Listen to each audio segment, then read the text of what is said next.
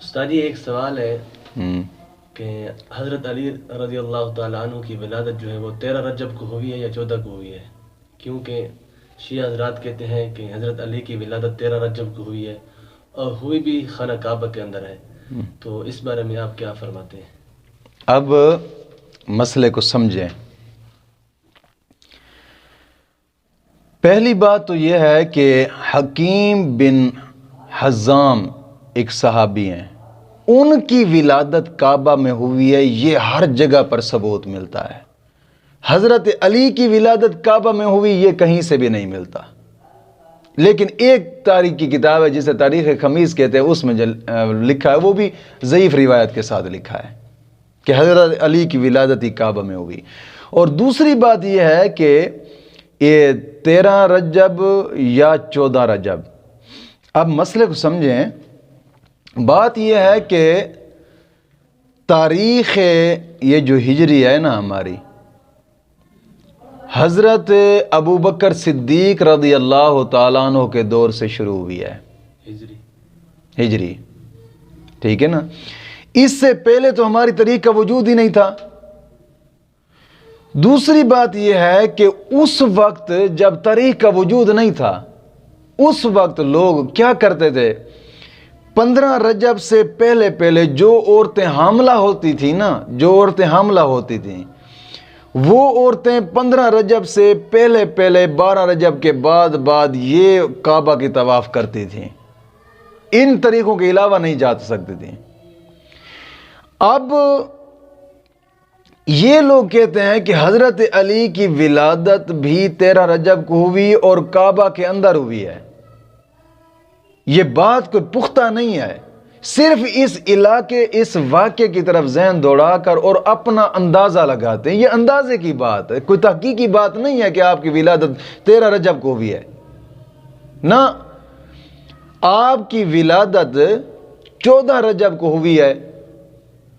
یہ بھی شیخ عبدالحق محدث دہلوی رحمۃ اللہ تعالی علیہ کا فرمان مبارک بھی ہے، آپ کی تحریر بھی ہے، اور بھی علماء حق کافی ایسے ہیں جنہوں نے اس بات کو لکھا ہے کہ آپ کی ولادت 14 رجب کو ہے، اور یہ لوگ جاتے ہیں کہ 13 رجب کی طرف۔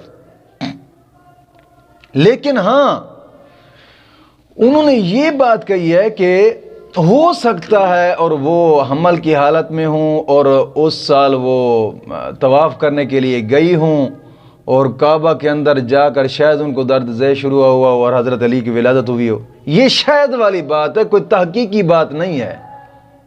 تحقیق تو اس میں کسی کا باپ بھی نہیں دکھا سکتا نا کہ جناب جی فلاں تحقیق کی کتابیں پڑھی ہے۔ سب اندازے کے ڈھکوسلے ہیں، سب اندازہ ہے، کوئی اس میں تحقیق نہیں ہے۔ کیا آپ کی ولادت 13 رجب کو ہوئی؟ یہ تو ہے ہی چٹا جھوٹ نہ۔ ہاں، 14 رجب کی طرف جب علماء حق جاتے ہیں، یہ بات حقیقت میں آ سکتی ہے۔ اور دوسری بات یہ ہے کہ کعبہ کے اندر آپ کی ولادت، یہ تو کوئی دکھا ہی نہیں سکتا۔ ہاں، حضور کا جو دوسرا صحابی ہے جس کے بارے یہ الفاظ آئے ہیں کہ واقعی ان کی ولادت حکیم بن حزام کی جناب جی ہوئی ہے، کعبہ کے اندر ولادت، اس کا تو کوئی نام ہی نہیں لیتا۔ کیوں بابا، اس کو کیوں چھپایا ہوا ہے؟ ان کو چھپایا ہوا ہے، اور جن کی ولادت نہیں ہوئی ان کو ظاہر کیا۔ کمال انصاف لگتا ہے تمہارا بھی۔ تو بات یہ ہے کہ 14 رجب کو حضرت علی کی ولادت ہے، اور کعبہ کے اندر والی جو کہ کعبہ کے اندر ولادت ہوئی، اس بات میں کوئی جناب جی یقینی دلیل نہیں ہے کسی کے پاس۔ استاد جی اگر کوئی امام جو ہے وہ سٹیج پر بیٹھ کر اسی طرح کے من گھڑت جو واقعات منسوب کرتے ہیں حضرت علی رضی اللہ تعالیٰ عنہ یا کسی اور صحابی کی طرف، بالخصوص پیران پیر کی طرف، جو جھوٹے من گھڑت جن کا اسلام سے کوئی تعلقات نہیں ہے، ان واقعات سے، جو ایسے سٹیج پر بیان کر رہے ہیں علماء کرام، تو ان کے پیچھے نماز پڑھنا، ان کے بارے میں کیا حکم ہے؟ بات یہ ہے کہ میں پہلے بھی کہتا رہتا ہوں کہ صرف اور صرف یہ بیانات سنیں تو علماء حق کے سنیں۔ علماء سو اور علماء حق، ان کا تو ٹاکرا شروع ہاں سے آ رہا ہے، اب بھی ہے۔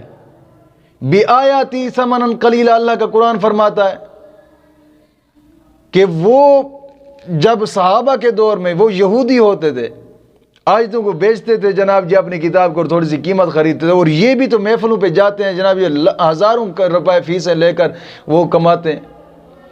علماء سو کی تو پہچان ہو رہی ہے، پہچان ہو رہی ہے کہ علماء سو کون ہے اور علماء حق کون ہے۔